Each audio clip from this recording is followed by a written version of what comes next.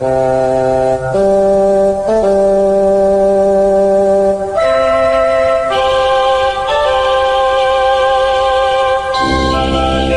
Geeks, 2 beers and a laptop. Episode 8, The Prisoner.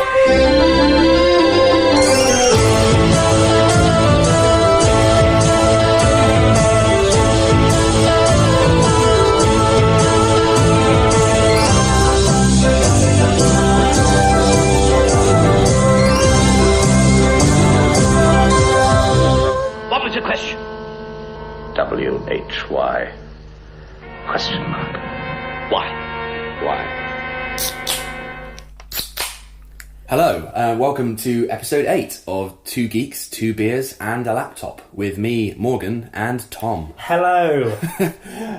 Well, in this episode, we're going to be taking a trip to the village as we... Not M. Night Shyamalan's. Not M. Night Shyamalan's The Village. God, no. The village of The Prisoner. This is the question we always start with. But Tom, how much do you know about The Prisoner? Yeah, pretty much next to nothing other than the amount of times it's been spoofed or, referenced in loads of things. Simpsons. From reboots. Reboots. And just things like that. And I know little pockets of information, but I don't know the context. So stuff like a big inflatable ball. Rover. We'll go on to Rover. And just, I am not a number. And all these things, Yeah. but I don't know what any of it means. Okay. Okay. But I've always been intrigued.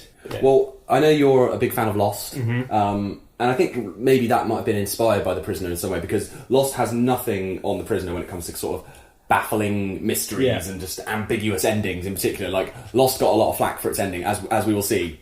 Nothing compared to The Prisoner.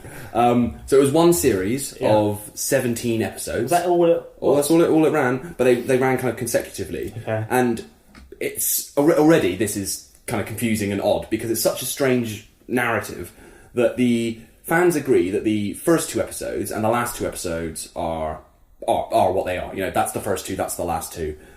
The other episodes, there's a lot of debate amongst fans as to which order they're meant to be set in. People are like they examine it and pick out certain lines to say that this one goes before this one because they were filmed in one order, broadcast in another, and people still debate as to which order they're meant to go in. Like Tremors. Very much like Tremors. Yeah. So it's starring and also co-created by Patrick McGoohan. I didn't know he co-created it. He co-created it with the writer George Markstein. Yeah. So basically, the backstory of McGoohan's character is played out in the opening titles. So none of this happens on screen as such. It's all in the opening titles. Star Wars.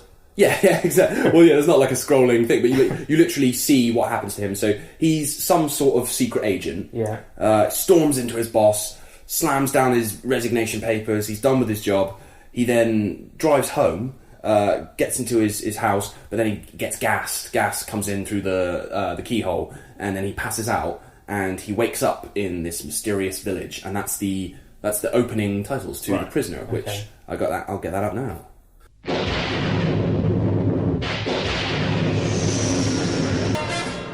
There you go. Kind of the setup to the series is all just played out in the opening titles, like a mini movie. And that theme tune, written by Ron Grainer, who also wrote the Doctor Who theme. So a little link back to episode 6. Now, McGoohan's character, you never find out his real name. When he arrives in the village, he's given the code name Number 6, which is where I am not a number, I am a free man. That's where that comes from. But there's a little bit of interesting trivia, is that Patrick McGoohan, before The Prisoner, he was in another show called Danger Man. Not Danger Mouse. But Danger Mouse is actually the title, is a parody on Danger Man. Yeah. So in the show Danger Man, he's playing another secret agent called John Drake. And there's been a lot of debate amongst Prisoner fans as to whether is he the same character? Is it a sequel? Is Number 6 John Drake? You've never met Hagen, have you? Who is Hagen? Rather dubious character. Should that concern me? As a freelance agent, he'll work for any side, provided the money's all right. We never trusted him too much, although, mind you, he's been extremely useful to us in a number of instances. And now he's not quite so useful. We've lost contact. We don't know what's happening to him. Maybe he's gone over 100% to the opposition, which could be uncomfortable. That's for you to find out. Perhaps he's just decided to retire. Retire? Where do I start? Yeah, it's already baffling, isn't it? Yeah. So Patrick McGoohan has gone on record and said it's not. Okay. It's not meant to be the same character. George Markstein, the other co-creator... Was he a tease? He sort of said, yeah, it might be. Wink, wink. Yeah, exactly. Yeah, it might be. So it's up in the air whether or not number 6 is John Drake. So anyway, he wakes up in this sort of coastal village. It's all kind of populated by sort of very, very nice people who kind of, creepily nice, and they all have this catchphrase, which is "be seeing you." That was referenced in Reboot. We talked about it before. It was be seeing you. So, he can't escape from the village, and the village is run by number 2, but there's a different number 2 each week. Are you laughing at number 2? Yeah. So there's a different number 2 each week, and each week the title sequence would change to incorporate, after that initial title sequence, there's like a sort of second tag which would change each week to incorporate the different. So how long is the opening number credits? 2? It's pretty long. So you've got that one, which was what, a good minute. It's and then you got this next one, so about 2 minutes entire. 3 minutes. 3 minutes. minutes in its entirety. Which makes HBO seem quite nice in comparison. HBO and Netflix have got nothing on The Prisoner. There were a couple of different actors who played number 2 more than once. Right. There's Leo McKern, who did it 3 times, Colin Gordon, who did it twice, but for the most part it was a different number 2 each week, and I'll just play the second half of the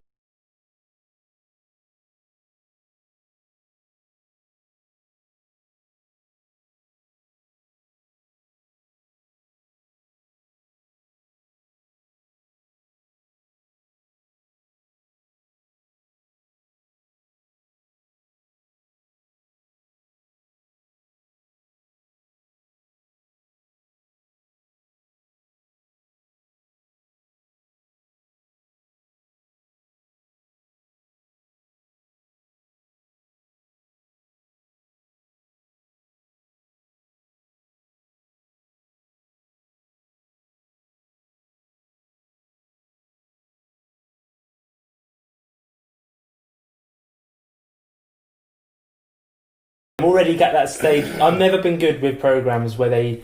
Which is surprising, really, considering how much I love Lost, which makes no sense. But they're just weird and kooky. And it's like, just fucking tell me what's going on. Yeah. Stop just mucking about. You would not. I don't think I can hack this. I don't think you'd be able to hack The Prisoner. So obviously, if number 2 runs the village, what? Who's number 1? Who is number 1? Which is the big question. That's he always says, "Who is number 1?" And they won't tell him who number 1 is.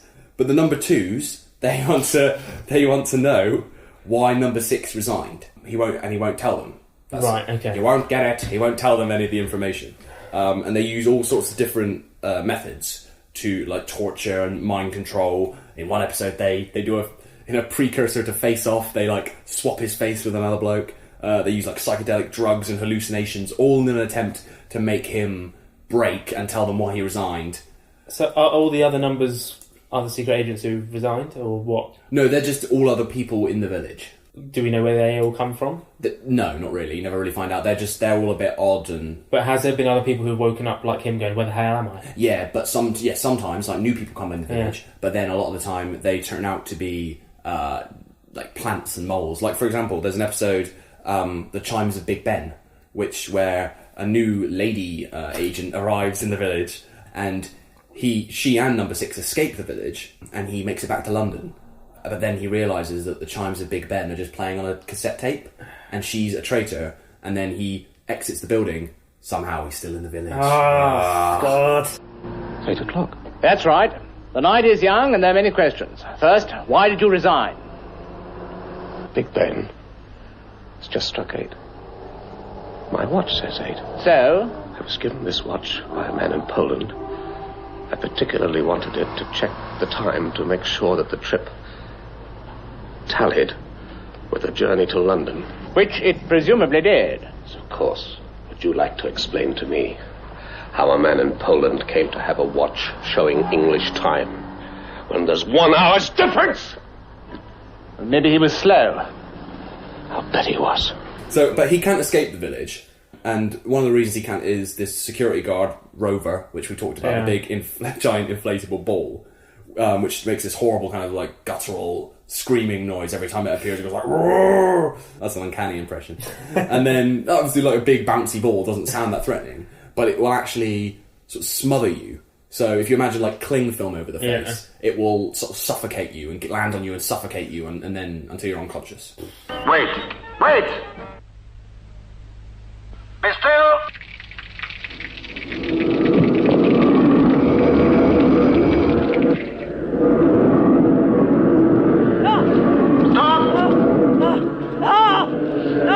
Turn back!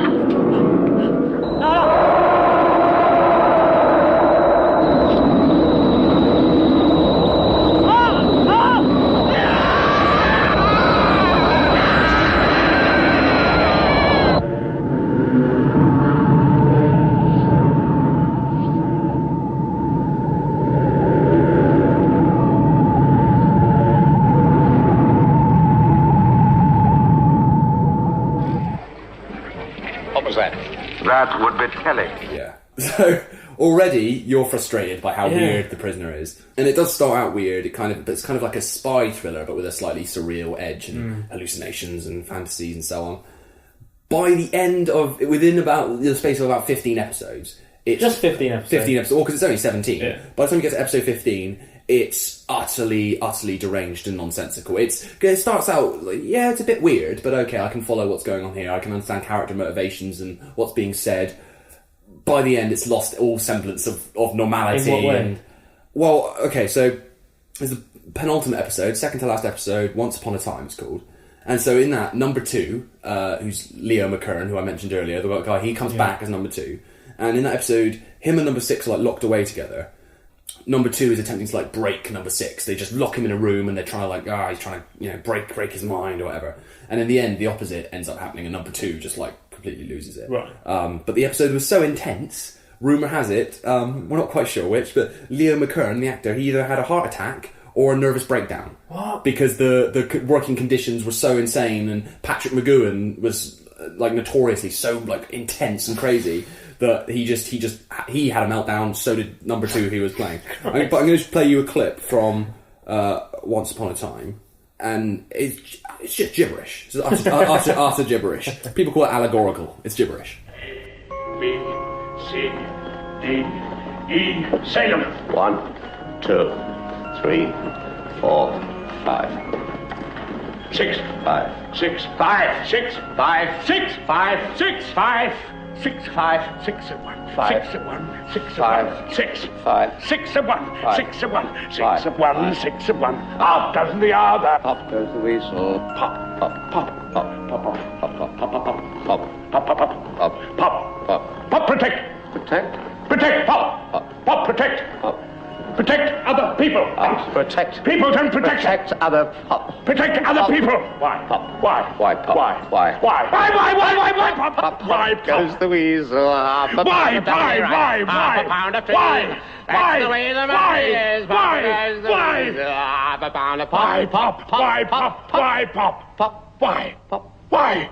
Now, as if that weren't strange. What the hell was that? So, okay, just by sound alone, that's quite disorientating and weird. We should add, just to add to that number 2 is for some reason dressed as a schoolmaster. Number 6 is rocking back and forth on a rocking horse during that entire Has anyone sequence. done a dance remix of that? With funky beat and... Pop, pop, pop, pop, pop. Someone should. I think they should. So at the end of Once Upon a Time... Was that the script, or did they just... Oh, who knows? There's so much... what kind of mystery surrounding The Prisoner and how it was produced and how it was written, and so many conflicting reports. No one quite knows how or why it was made. So that's the penultimate episode. Then there's the final episode, Fallout. Now, having sort of defeated that number 2, number 6 he says he wants to go see number 1. They finally take him to see number 1. And so, yeah... Is it himself? What makes It's a total guess. Is it himself? What do you think? It is, isn't it? Well, he goes and meets number 1, and it's like a hooded figure in a gorilla mask, right? Right. And then he whips the mask off, and it's his own face, laughing back at him. It's his own face, which you only see for 4 seconds. Apparently, some people, their telly went on the blink and they didn't even see it, because you literally only see it's Patrick McGoohan's own face laughing back at him for 4 seconds.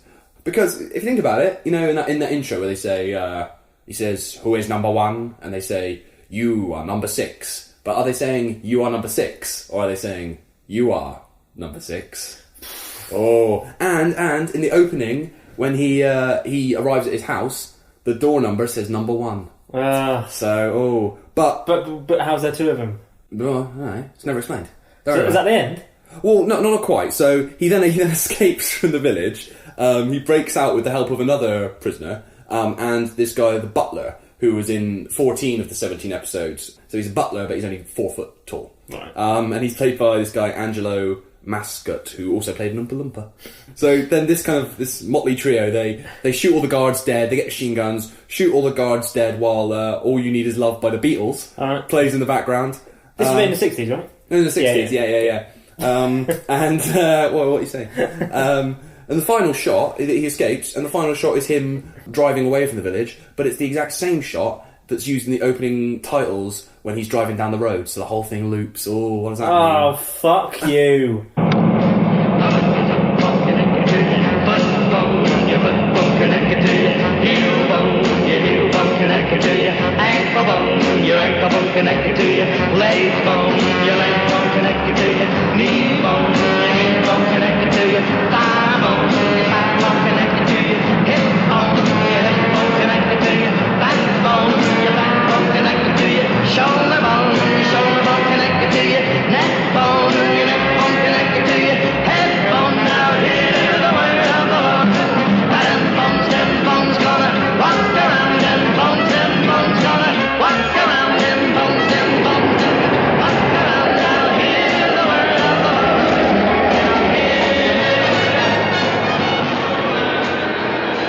Really? I don't think... Normally, with these things, I try and educate you, and you think, oh, maybe I'll give that a go. I've turned you off the prisoner. Is it a waste of time, though? It sounds like a big waste of time. If you go in expecting some kind of narrative progression and character journeys, it's not that. It's worth watching just to have watched it, I would say. It's an experience rather than, a story that has a beginning, middle and end. That wouldn't get commissioned now. No, and it just wouldn't happen. The way it was made was very strange, where there's a lot of conflicting reports about how some people say it was meant to be, 14 episodes, and then McGoohan got commissioned to make 3 more, which is why it has a slightly odd ending. Some people say it was meant to be 20 episodes and it got cancelled, which is why, and that he wrote the final script in 3 days, which is why it's so weird. There's a lot of conflicting reports, so no one really knows quite why it's so weird or how it was meant to end. Didn't bother doing a second series. Right. Well, no, it was never. It ended. Right. All right. I'll tell you this because this might calm you a little bit. So if you need, if you're like Tom and you're just a regular old Joe thinker and you need, an explanation. So that's kind of Patrick McGoohan's take that it's all just whatever. I'm surprised you like this because you say yourself that you don't like fucking. That's true. I don't like. This is the ultimate with this kind of shit. I don't like ambiguity, but this is the biggest ambiguity ever. Yeah, but it's cool in 60s ambiguity, so I like it. They're allowed to do it back then. Yeah. So George Markstein says that the prisoner is John Drake from Danger Man, and that why did he resign? Because he had created the village. And then he finds out that the village was meant to be like a retirement home for secret agents. Right. He finds out it's being used for these sinister purposes, which is why he resigns, and then he ends up in the village himself. Okay. So if you like, he's John Drake, and he invented the village, and it's a holding ground for retired secret agents. So I sat down at the typewriter one day and typed a couple of pages. They were about a secret agent, and after all, Drake had been a secret agent, who suddenly quits without any apparent reason, as McGoohan had quit without any apparent reason, and who is put away. Why couldn't they explain that? Well, because that's not official. That's one person's opinion. But if you can believe that if you like. Yeah, I feel better now. Oh, you feel better now. I thought you did. So, all right. Well, your reaction then actually was quite it was pretty commonplace. So the reaction to, because Patrick McGoohan wrote and directed that final episode of The Prisoner as well, the reaction was so bad that he had to flee the country. Good. Deserves it. He had to go into hiding. He had to flee the country for a few weeks because people turned up at his house. They found out where he lived. And tell us what happened. Yeah, and they were literally banging on his door going, "Tell us, McGoohan! Who is number one?" Exactly. They'd all turned into him. And but imagine if at the end of Lost, Someone just turned up at Damon Lindelof's house and was like, why doesn't Richard age? Give us a proper origin for the smoke monster. Across the Sea was rubbish. It kind of has happened, just on Twitter. That's the thing. It's the same difference. That is true. That's the only option they had back then. These days, people would hound Patrick McGoohan on Twitter, and he would be forced to quit Twitter, like I think Damon Lindelof did. Back then, there was no internet, so they had to drive to his house and harass the man. But, you know, is it that he's John Drake and he invented the village? Is part of it reality and part of it hallucination? Maybe the whole thing is just one man having a nervous breakdown and it's all in his mind. Right. Who knows? Now, the Prisoner, it was very iconic, very popular. So, of course, what happens when something's popular and perfectly self-contained and you do a remake, don't you? You do a remake. Oh, Jim Caviezel. Yeah, so... Get Jim Caviezel in. Get Jim Caviezel. Who's got the charisma, same charisma and intensity as Patrick McGoohan. Jim Caviezel from Angel Eyes. This was on AMC, which you might... So the original series, it was somehow massive in America as well? I don't think... Because they all know it in America, don't they? I don't think it was as big. Yeah, it was popular in America too. It sort of became a bit of a worldwide phenomenon when it was on. So, yeah, it was popular enough in America that they did this remake. And, 2009, AMC, who remember by this point, they already had Mad Men and Breaking Bad. So it wasn't like AMC was some fledgling network. They already had, like, two of the biggest, most critically acclaimed shows on television. So, okay, that bodes well, right? And then you've got the cast. You've got Ian McKellen. Really? As number 2. Okay. This was different, so they had a consistent number 2, because you get Ian McKellen, you're like, we'll stick with him. It stars Ruth Wilson, who's now in, like, Luther and The Affair. Your boy, Jamie Campbell-Bower, he's in it. I had no idea that any of this happened. Haley Atwell was in it, and Lenny James. Imagine if that came out now. What a cast that is. So was it just awful then? Well, critics were not kind to it. It wasn't... I always thought it was just like dropped and axed. Technically, it wasn't. It was a mini-series. Right. So it aired 6 episodes as it was intended to. But let's just watch a little brilliantly sort of melodramatic... trailer for the Prisoner remake. Where is this place? It's the village. What are you doing in the mountains? I want to get back to New York. There is no New York. There's only the village.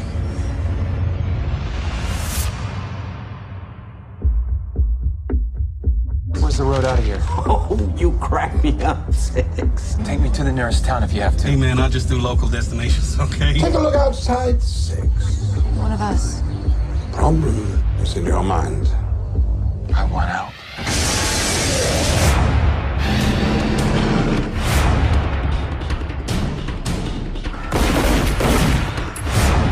There is nothing to escape from. I don't want to lose you. Six says that everything here is fake. Why would the world be like that? Look, something's wrong here. Yes. You are wrong, Six. I am not a number!